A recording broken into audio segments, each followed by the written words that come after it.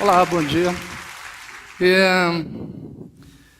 Bem, eu gostaria de começar dizendo que eu sou um andarilho, assim, meio solitário, né?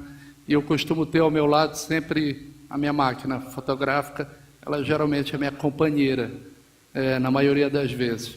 E é curioso como ela, pendurada no meu ombro, em todos os locais que eu vou, as pessoas costumam primeiro me identificar, assim, como é aquele cara que está andando por aí fotografando coisas. E depois, quando as pessoas vão chegando mais perto, a fotografia acaba sendo o assunto que nos aproxima. A pessoa chega e fala, ou se nunca fotografou, ou se gosta de fotografia, e curiosamente, mesmo nos locais mais distantes, falar de fotografia é falar de como a gente vê o mundo, de como a gente se vê, identidade, memória, vida e morte, verdade, fabulação. E é sobre isso que eu queria contar para vocês uma dessas experiências numa pequena vila, Nazaré do Mocajuba, no nordeste do estado do Pará, uma vila muito isolada, assim, distante de Belém, quase 3 horas de carro, onde a maior parte é uma parte que a gente faz no percurso de terra,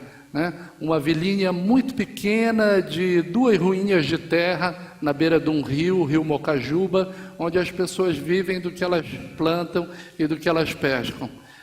Eu fiquei muito encantado pelo lugar. A princípio comecei a conviver, me envolver com as pessoas, com o cotidiano da vila, né? Enfim, e com essa geografia absolutamente encantadora. E lentamente eu fui começando a ser acolhido pela vila, reconhecido pelos moradores, e assim a gente foi construindo lentamente uma teia de afeto, que na verdade eu considero que é a base do que eu faço. Uma das festas que me emocionou muito é a Festa dos Mortos, em que eles têm no dia 2 de novembro, em que eles chamam de iluminação. Eles decoram o cemitério todo e à noite eles iluminam o cemitério todo e levam comidinha, e todos sentam e conversam e riem, e nada triste, nada ressentido, mas sim um sentimento de permanente revisão. Para mim, assim, o principal sentido de memória, o sentido mais nobre mesmo de memória. E isso me encantou, assim, isso ia me encantando cada vez mais, e vendo assim que recorte lindo eu estava entrando em contato. Um fato, na verdade, determinou o início do meu trabalho, que eu nunca sei como vai acontecer. Uma senhora me pediu uma fotografia. Ela falou: meu filho, você podia fazer uma fotografia para documento? Preciso de um material para documento. Eu disse: claro. E a partir daí, quando eu entreguei para ela o serviço, começou uma avalanche de solicitações. Tem uma tia que está para morrer, a gente não tem foto dela. Então, uma série de fotos começaram a acontecer, e eu resolvi, na verdade, ficar na vila, na condição de retratista do lugar. E foi um tempo lindo, um tempo de envolvimento encantador, onde eu comecei a cada vez mais me aproximar das pessoas, tendo a fotografia como vetor, como instrumento de aproximação. E, curiosamente, também eu comecei a perceber uma certa atitude no ato de fotografar, uma atitude solene, digna, linda, que me encantava profundamente. E que também não dizia respeito apenas aos idosos, também crianças, como Lucas ali, numa maneira super altiva, olhando a câmera assim, me fuzilando através do equipamento. Isso me deixava muito fascinado. Dona Francisca, bonitinha, segurando a saia dela. Enfim, foi uma série enorme de fotografias que eu realizei. Aí é o seu Carmelino que faz os caixões da vila, as urnas funerárias. E também a televisão chegando, era o período que a luz elétrica estava chegando, a televisão, e uma certa mudança no comportamento no ato, né? No ato fotográfico.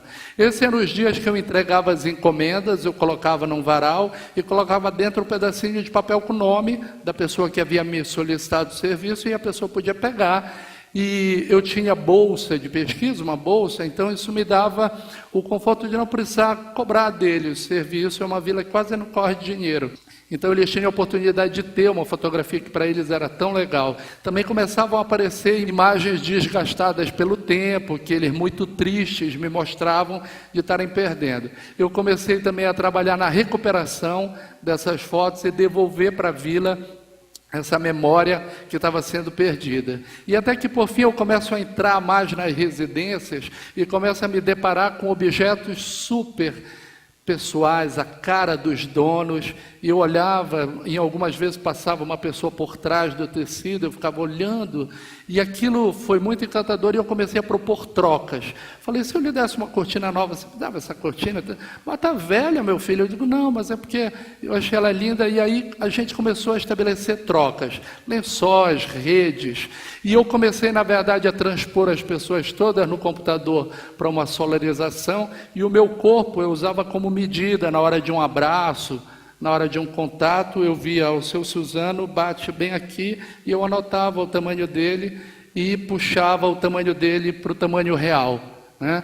E foram várias pessoas que eu escolhi, e por fim eu comecei a reproduzir a pessoa sobre o seu objeto pessoal, em tamanho real.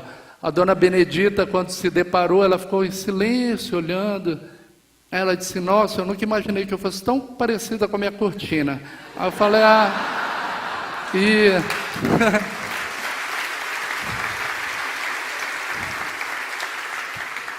eu achei de uma sabedoria incrível, ela foi direto no ponto. E o Lucas, num lençolzinho de Pokémon, tão lindo, no meio da Amazônia, seu Puan, Dona Alice.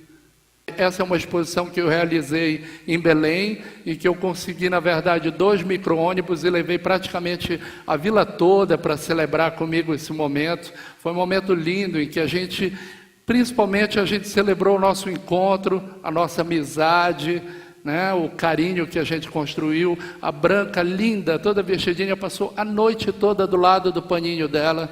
As pessoas olhavam para o pano, ela olhava para o pano, olhava para a pessoa, assim, tipo... foi muito lindo, muito lindo. E aqui está ao contrário, me perdoem, mas essa exposição eu fiz na vila, antes da exposição de Belém, para que eles pudessem ter contato, na verdade, com o trabalho, pegavam os tecidos, riam, cheiravam. Foi também um momento lindo, as senhoras fizeram sucos de fruta da vila e a gente celebrou. Como alguns estavam pescando, outros estavam na roça, eu pedi que eles levassem os tecidos para as casas. Falei, bora deixar os tecidos na casa de vocês. Quem quiser ir ver, vai passando de casa em casa para ver. E aí eu fui passando pelas casas, a Branca aí de novo com o tecido dela, que bonitinho. E aí eu acabei passando pelas casas e saí fotografando os tecidos nas residências. E era lindo, porque a toalha de mesa não era mais uma toalha de mesa, o lençol não era mais um lençol, havia acontecido alguma operação mágica ali que lançava aquele objeto para uma outra dimensão. Esses tecidos, eles são peças únicas, nunca foram vendidos, eles circulam, eu estou muito feliz, eles têm circulado bastante pelo mundo. E eu espero que um dia, eu acho que alguma instituição, algum museu vai por fim protegê-los, né? Guardá-los melhor do que eu. Mas essas fotos aqui que vocês estão vendo, que é o registro do tecido nas casas, essas sim a gente comercializa. Agora também, por sorte, alguns museus e colecionadores estão se interessando muito pelas imagens, e o dinheiro é repartido, parte vai para a execução da foto, e parte vai para a vila, que tem a liberdade de decidir a melhor maneira de utilizar, né, de aplicar esse dinheiro. Eu queria principalmente aqui colocar para vocês que eu acho que a máquina fotográfica provavelmente ela vai continuar me acompanhando, quem sabe até o fim da minha vida, e a despeito assim do senso comum, né, que fala que uma imagem vale mais do que 1000 palavras, eu não vejo outra maneira de apresentar Nazaré do Mocajuba, senão contando uma história. E numa tentativa de aproximar assim vocês um pouquinho, seja do encantamento, da emoção que eu vivi.